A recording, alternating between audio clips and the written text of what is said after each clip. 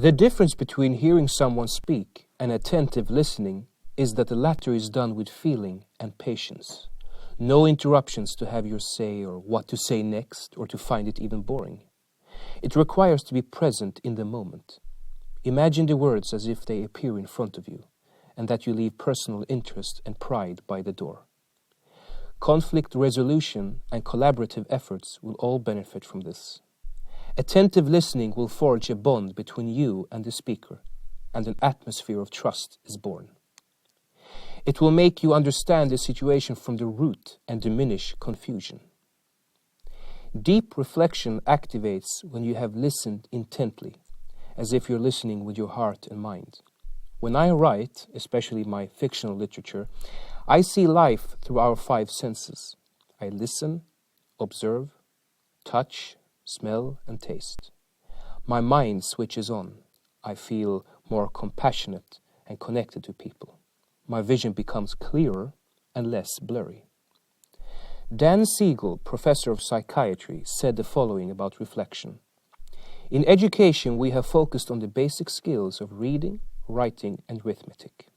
As we pass 7 or 8 years of age, the mind begins to get fixed in its way of seeing things.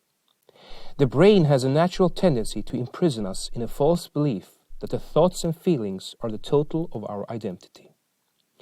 Creativity is imprisoned as well, and that's dangerous because creativity keeps the brain growing. Reflection keeps the brain from getting fixed. Compassion and creativity is brain health. Now, I agree with that statement. Finally, I would like to mention the importance of dialogue.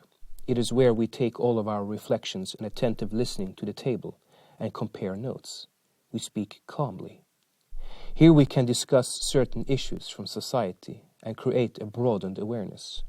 We should also talk about how certain situation makes us feel. How we feel is important since people are emotionally driven.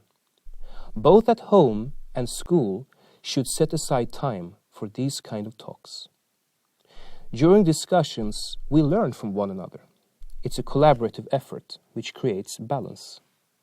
Debating and arguing your cause is sometimes needed, but it is closer to your self-interest and wanting to have the final say, a triumphant win.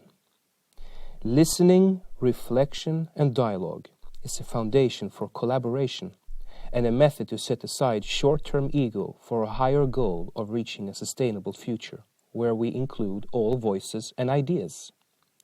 It is also an insight to your inner self, where the invisible becomes visible and paves way for a sustainable personality.